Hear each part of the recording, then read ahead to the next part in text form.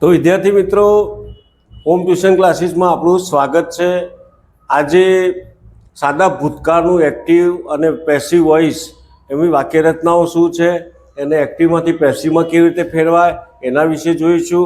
અગાઉ આપણે એક સાદા વર્તમાનકાળનું એક્ટિવ અને પેસિવનો વિડીયો મૂકેલો છે અને એને કેવી રીતે ફેરવાય એ પણ શીખી ગયા છીએ. તો આજે આપણે જોઈએ સાદો ભૂતકાળ. તો સાદો ભૂતકાળ એટલે એને ઇંગ્લિશમાં આપણે શું કહીશું ભાઈ કે સિમ્પલ પાસ્ટ ટેન્સ. આને શું કહેવાય? સિમ્પલ પાસ્ટ ટેન્સ એટલે સાદો ભૂતકાળ.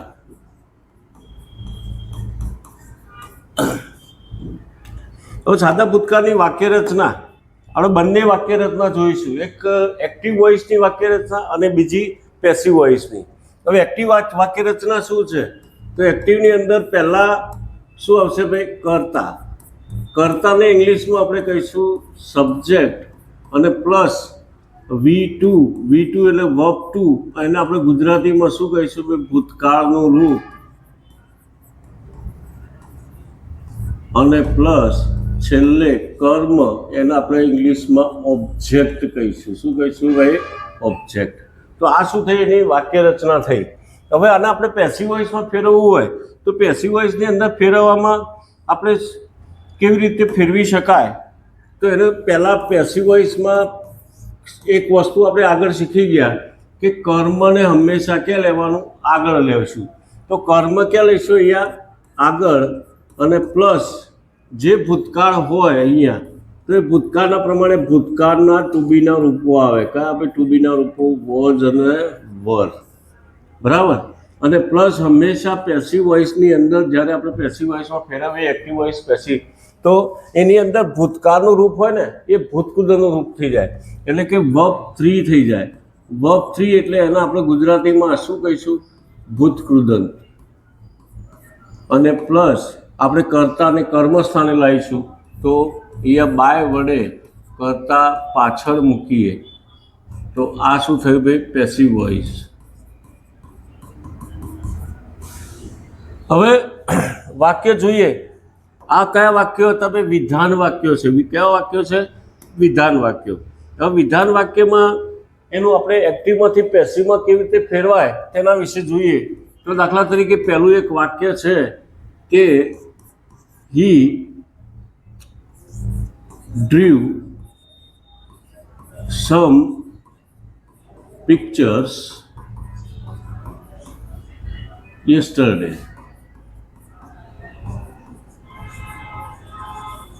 He drew some pictures yesterday.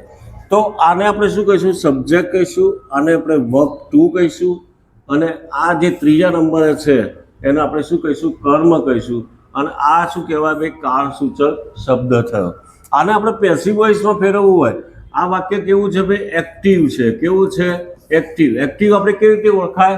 કે આગળ જો કર્તા સ્થાને શું હોય ભાઈ? કર્તા જ હોય એને આપણે શું કહેવાય? એક્ટિવ. અને કર્તા જ અને જો કર્મ હોય તો એને આપણે પેસિવ વોઇસ કહીશું. પણ આને પેસિવ વોઇસમાં ફેરવવું હોય તો પહેલાં શું કરીશું? કર્મને આપણે ક્યાં લઈશું? આગળ લઈશું. આની અંદર કર્મ શું છે ભાઈ? સમ પિક્ચર્સ. તો સમ પિક્ચર્સ આગળ લઈએ.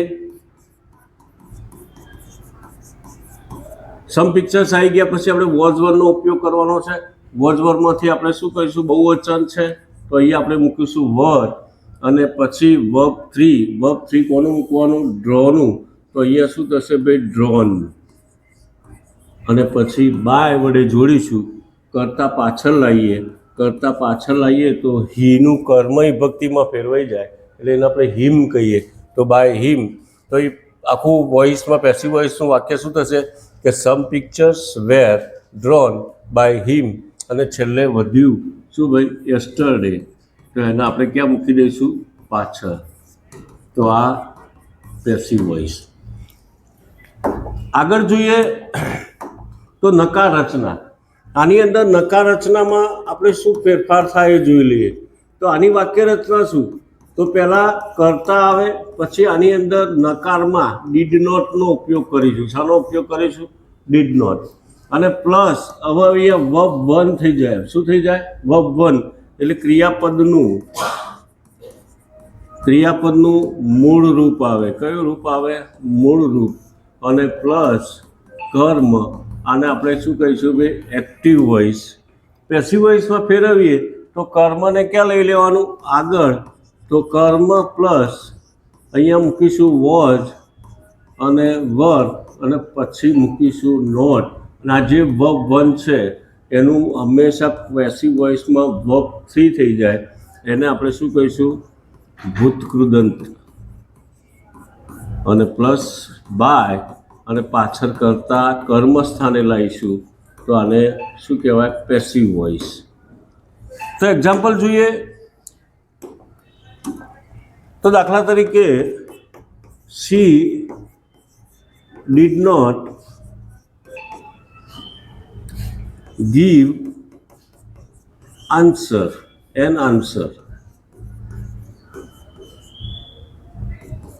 yesterday. તો આ છે એક્ટિવ વોઇસ, પણ આને આપણે પેસિવ વોઇસમાં ફેરવવું છે. તો હવે શું કરીશું? આપણે પહેલાં શું લેવાનું? કર્મ લઈશું. તો કર્મ આની અંદર ક્યાં હોય? ડીડ નોટ ગીવ પછી હોય. ક્રિયાપદની પછી આપણે ક્રિયાપદનો પ્રશ્ન પૂછીએ તો કર્મ મળે કે ભાઈ શું આપ્યું, તો એનો આપણે શું છે ભાઈ? આન્સર. તો એ કર્મ મળ્યું. તો એ કર્મને આપણે આગળ લઈશું. તો એન આન્સર, પછી એક વચન છે તો શું થશે? વોઝ. પછી એનું નકાર છે એટલે નોટ. ગીવનું ભૂતકૃદંત શું થાય? ગીવન. પછી બાય વડે જોડો, કર્તાને આપણે પાછળ લાવીએ. કર્તા સી છે તો એનું કર્મ વિભક્તિ શું થઈ જાય? હર. અને વધ્યું યસ્ટરડે. તો આ શું થયું ભાઈ? Passive voice. તો એક્ટિવમાંથી પેસિવમાં ફેરવતી વખતે કર્મને હંમેશા આગળ લેવાનું, કર્તાને હંમેશા પાછળ લઈ જવાનું. આ એક નિયમ છે એક્ટિવમાંથી પેસિવમાં, પેસિવમાંથી એક્ટિવમાં. તો ધ્યાન શું રાખવાનું કે કર્તાની જગ્યાએ કર્મ આવે, કર્મની જગ્યાએ કર્તા આવે. પછી જે તે કાળ હોય એ કાળ પ્રમાણે આપણે સહાયકાર ક્રિયાપદનો ઉપયોગ કરાય. વર્તમાન કાળ હોય તો એમિજાનો ઉપયોગ કરવાનો, ભૂતકાળ હોય તો વોઝવેરનો ઉપયોગ કરવાનો. એ રીતે આપણે યાદ રાખવું પડે. તો આગળ જોઈએ પ્રશ્નાર્થ રચના. તો પ્રશ્નાર્થની અંદર શું કરીશું? ડીડને પહેલાં લઈશું, પછી કર્તા અને પ્લસ ક્રિયાપદનું મૂળ રૂપ અને પ્લસ કર્મ ક્વેશ્ચન માર્ક. આ શું થયું ભાઈ? Active voice. પેસિવ વોઇસમાં ફેરવીએ તો આ જે ડીડ છે એ ડીડની જગ્યાએ મેં કીધું કે ભાઈ શાનો ઉપયોગ કરવાનો? સહાયકાર ક્રિયાપદ. ભૂતકાળ છે તો ભૂતકાળના સહાયકાર ક્રિયાપદો કયા થાય? વોઝ વર. પછી કર્તાની જગ્યાએ મેં કહ્યું કે ભાઈ શું કરવાનું? ફેરફાર કર્મ લેવાનું. ક્રિયાપદનું મૂળરૂપ હોય એ હંમેશા પેસિવ વોઇસમાં ભૂતકૃદંતમાં ફેરવાય. અને પ્લસ કર્મની જગ્યાએ શું આવે ભાઈ? બાય વડે કર્તાને જોડીશું. તો આ શું થયું? Passive voice. વાક્ય કેવું છે? પ્રશ્નાર્થ છે. તો એનું પણ એક્ઝામ્પલ જોઈ લઈએ કે did you see a new film yesterday? Did you see a new film yesterday? તો એના આપણે પેસિવ વોઇસમાં ફેરવવું હોય તો મેં કીધું કે ભાઈ ડીડની જગ્યાએ આપણે શાનો ઉપયોગ કરવાનો? વોઝવેરનો. પણ કોના પ્રમાણે વોઝવેર નક્કી કરવાનો? કર્મ પ્રમાણે. કર્મ અહીંયા કયું છે ભાઈ? અ ન્યૂ ફિલ્મ છે. તો આપણે અહીંયા એ પ્રમાણે નક્કી કરીએ તો અહીંયા શું થશે? એક વચન પ્રમાણે વોઝ, પછી કર્મ લઈશું અ ન્યૂ ફિલ્મ, પછી સીનું ભૂતકૃદંત મૂકીશું તો સીન, પછી બાય વડે જોડો તો બાય, અને કરતા યુ છે તો પાછળ મૂકી દેવાનું યુ, અને વધ્યું યસ્ટરડે અને ક્વેશ્ચન માર્ક. તો આને શું કહીશું આપણે? Passive voice. ઓકે. તો આ WH વગરનો ક્વેશ્ચન છે કે જેને ઇન્વર્ઝન ક્વેશ્ચન કહેવાય. ઇન્વર્ઝન ક્વેશ્ચનનો આન્સર હંમેશા યસ કે નોમાં જ આવે. પણ હવે આપણે જોઈએ WH ક્વેશ્ચન. WH ક્વેશ્ચનની વાક્ય રચના શું થાય? તો આની આગળ ખાલી WH લાગે તો અહીંયા આપણે મૂકીશું કે ભાઈ WH ક્વેશ્ચન પ્લસ અહીંયા મૂકીશ ડીડ, પછી કરતા ક્રિયાપદનું મૂળરૂપ અને પ્લસ કર્મ ક્વેશ્ચન માર્ક, આને આપણે શું કહીશું એક્ટિવ વોઇસ. બરાબર. આ વાક્ય રચના આપણે યાદ રાખવી જરૂરી છે. જો વાક્ય રચના આપણને નહીં આવડે તો એક્ટિવમાંથી પેસિવ વોઇસમાં ફેરવતા આપણને આવડશે નહીં. WH ક્વેશ્ચન એમના એમ રાખવાનો, પ્લસ જે ઉપર કરતા હતા એ પ્રમાણે ડીડની જગ્યાએ શાનો ઉપયોગ કરવાનો, વોઝ કે વરનો ઉપયોગ કરવાનો, કર્તાની જગ્યાએ કર્મ આવે, પછી ક્રિયાપદનું મૂળરૂપ હોય તો એનું ભૂતકૃદંત એટલે કે વર્બ 3 અને પ્લસ કર્મની જગ્યાએ બાય પ્લસ કરતા ક્વેશ્ચન માર્ક, આને શું કહીશું પેસિવ વોઇસ. એક્ઝામ્પલ જોઈએ તો દાખલા તરીકે એક એક્ઝામ્પલ છે કે what did you it last night. તો મિત્રો આની આ વોટવાળા વાક્યની અંદર ખાસ વસ્તુ એ ધ્યાનમાં રાખવાની છે કે એની અંદર મોટાભાગે કર્મ હોતું નથી, અને કર્મ ન હોય ત્યારે આપણે શું કરવાનું. તો અહીંયા આપણે જોયું વાક્ય રચના કે પહેલાં WH, પછી વોઝવર, પછી કર્મ, પણ કર્મ છે નહીં તો આપણે પહેલાં શું મૂકી દેવાનું, કર્મ ન હોય તો વોટ વોઝ મૂકી દેવાનું. કર્મ નથી, સીધો કોનો નંબર લાગ્યો ભૂતકૃદંત, તો ઈટનું ભૂતકૃદંત શું થશે ઈટન, અને પછી બાય વડે કર્તાને જોડીશું તો કર્તા પાછળ લાવીએ તો બાય યુ, અને વધ્યું લાસ્ટ નાઇટ. તો આ શું થયું ભાઈ પેસિવ વોઇસ. પણ બીજો એક ક્વેશ્ચન માર્ક જોઈ લઈએ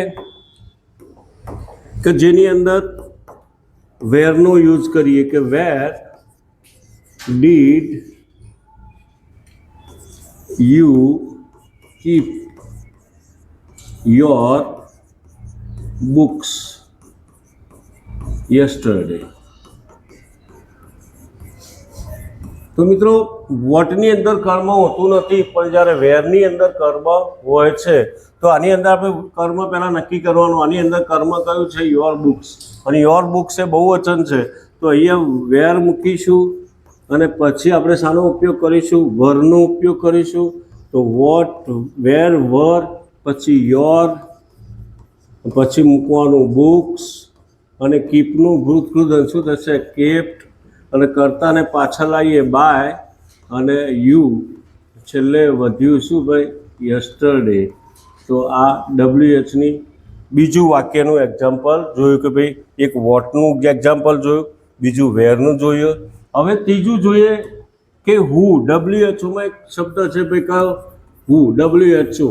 આની અંદર વાક્ય રચના શું છે તો આની અંદર મોટાભાગે સીધું હું પછી ભૂતકાળનું રૂપ આવે. કયું રૂપ આવે ભૂતકાળનું રૂપ, અને પ્લસ છેલ્લે શું આવે કર્મ ક્વેશ્ચન માર્ક, અને આને એક્ટિવ વોઇસ કહીશું.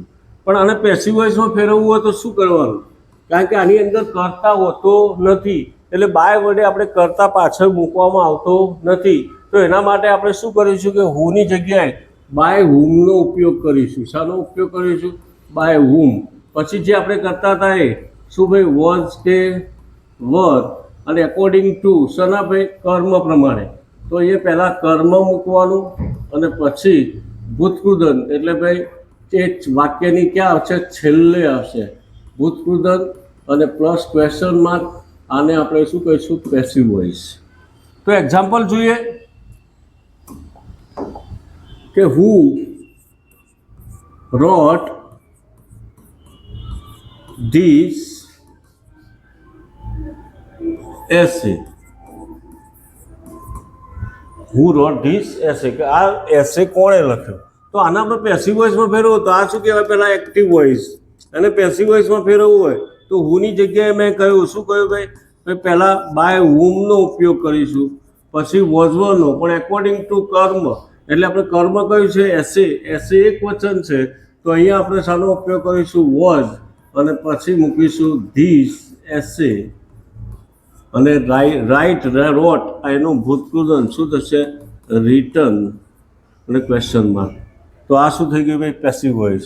તો મિત્રો એક્ટિવ વોઇસ પેસિવ વોઇસમાં આજે આપણે સાદા ભૂતકાળનું એક્ટિવમાંથી પેસિવ વોઇસમાં કેવી રીતે ફેરવાય એના વિશે જોયું. ભવિષ્યમાં બીજા કાળનું પણ આપણે એક્ટિવમાંથી પેસિવમાં કેવી રીતે ફેરવાય એ પણ જોઈશું. અને જો મિત્રો તમને આ વિડીયો પસંદ આવ્યો હોય તો એને લાઈક કરજો, શેર કરજો અને સબસ્ક્રાઈબ કરવાનું ભૂલતા નહીં. Thank you very much.